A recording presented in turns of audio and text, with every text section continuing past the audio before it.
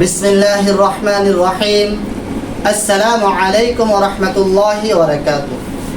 প্রিয় সোনামণি শিক্ষার্থীরা ও অভিভাবকবৃন্দ, সবাই কেমন আছেন? আলহামদুলিল্লাহ, আশা করি ভালো আছেন। তো আজকের ক্লাসের আমাদের পড়া হচ্ছে নক্তাওয়ালা হরফ 15টি। আমরা ইতিপূর্বে ক্লাসগুলোর মধ্যে পড়ছি কি লেখার সুবিধার্থে 8 ভাগগুলা পড়ছি, তারপর হচ্ছে ধারাবাহিকভাবে আরেক থেকে এ পর্যন্ত পড়ছি। তাহলে আজকের পড়া হচ্ছে আমাদের নক্তাওয়ালা হরফ 15টি, আরবি হরফ 29-এর মধ্যে যেগুলোর মধ্যে নক্তা আছে আমরা ওইগুলো খুঁজে খুঁজে নিচ্ছি। বুঝতে পারছেন? সবাই এখন আমার সাথে পড়াও। নক্তাওয়ালা হরফ 15টি, নক্তাওয়ালা হরফ 15টি, নক্তাওয়ালা হরফ 15টি, নক্তাওয়ালা হরফ 15টি, নক্তাওয়ালা হরফ 15টি। আবার বলো, আবার বলো। বাতা সাজিম। আচ্ছা, আগে আমরা এগুলো মুখস্থ করে করবো। আগে দেখি এগুলো আমরা চিনি কেন? যদি আমরা না চিনি তাহলে আর আমরা এগুলো পারবো নি। আমরা তো ইতিপূর্বে 29 হরফকে ভালোভাবে পড়ছি। এখন দেখি একটা করে নাম বলো। বলো তো এটার নাম কি? এটার নাম, এটার নাম, এটার নাম, এটা হা। আমরা নক্তাওয়ালা গুলো নিচ্ছি না, তাহলে হা হলে হা এখানে আসবো নি কেন? কারণ হার মধ্যে কি নাই? নক্তা নাই। তাহলে এটা কি? এটা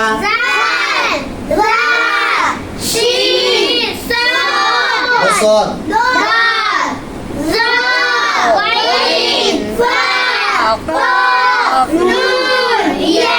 মাশাআল্লাহ, আশাবার আমরা মুখস্থ করি। বাতা সাজিম, বাতা সাজিম, বাতা সাজিম। আবার বলো, আবার বলো। বাতা সাজিম, বাতা সাজিম। খদাল ঝাসিন,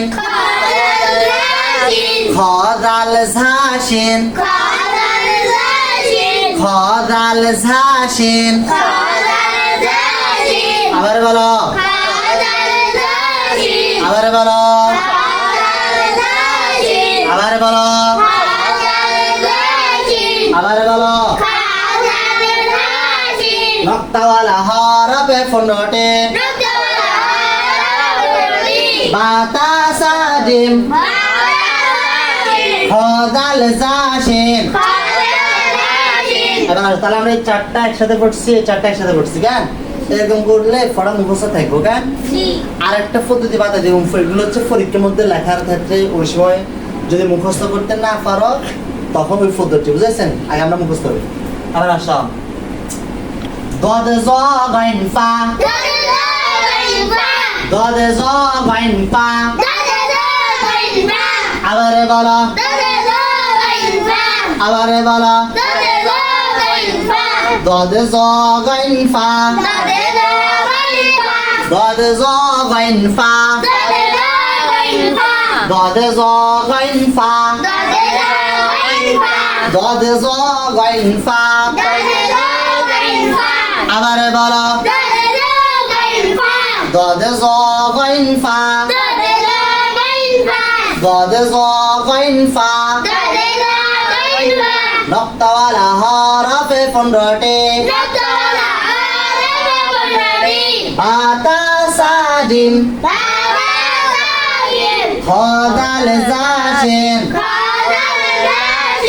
দদ জ গাইন ফা।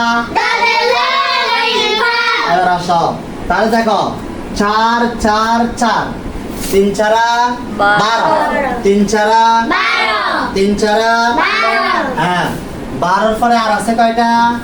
3টা। আর আছে কয়টা? 3টা। তাহলে 12 আর 3 কত? 15। 12 3 দেখো 12 হলে 13 14 15 এবার আসো আমরা চারটা করে পড়া শেষ আর আসো কফনুন ইয়া কফনুন ইয়া কফনুন ইয়া আবার বলো আবার বলো কফনুন ইয়া কফনুন ইয়া নক্তাওয়ালা হরফে 15টি বাতা সাজিম খদাল জাসিন গদ জগন ফা কফনুন ইয়া বলো তো নক্তাওয়ালা হরফ কতটি 15টি নক্তাওয়ালা হরফ কতটি নক্তাওয়ালা হরফ কতটি কি বলো তো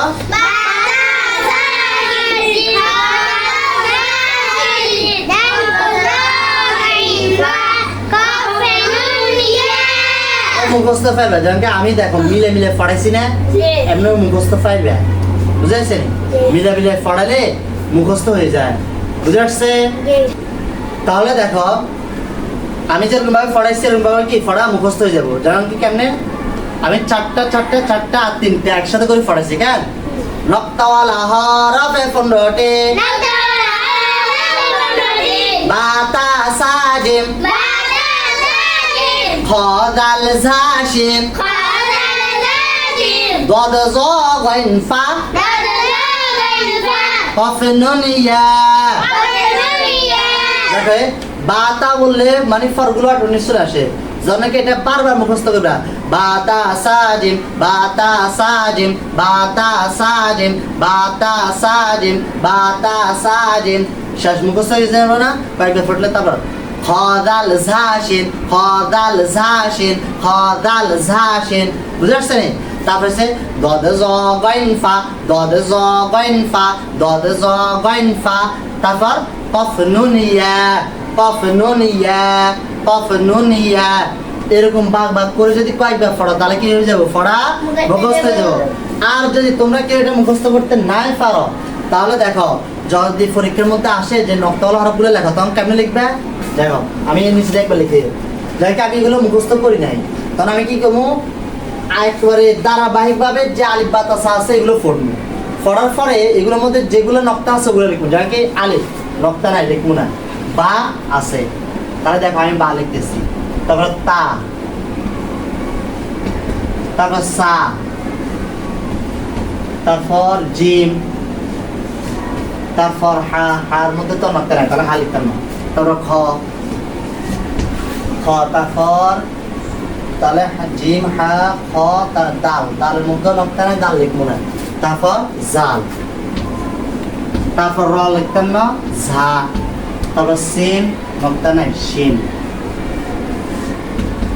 তারপর সদ নক্তা নাই দদ দদের মধ্যে নক্তা আছে নি আছে তো লিখবো নি কেন কারণ তোর মধ্যে কি নাই নক্তা নাই এই জন্য তো তারপর জ আছে তাহলে জ লিখি হ্যাঁ এই জ তারপর আইন লিখতাম না কেন কারণ আইনের মধ্যে কি নাই নক্তা নাই এই জন্য কি লিখ তারপর বাইন বাইনের মধ্যে নক্তা আছে হ্যাঁ তারপর পা আছে তাহলে পা লিখবো তারপর কফ আছে তারপর কফ লিখবো তারপর কফের আরে ফা কফ কাফ কাফের মধ্যে নক্তা আছে নি লামের মধ্যে আছে নি মিমের মধ্যে আছে নি নুনের মধ্যে আছে নি আছে তাহলে আমরা নুন লিখবো তাহলে ফা কফ কাফ লাম মিম নুন ওয়াও ওর মধ্যে আছে নি ওয়াও হামজা নাই ইয়া আছে তাহলে ইয়ে লিখবো বুঝতে নি তাহলে দেখো এটা হচ্ছে সহজ এটা ধরো সহজ বলতে দুটোটাই সহজ যদি এটা মুখস্থ করে বাতা সাজিম খদাল জাসিন দদ জগন ফা কফনুন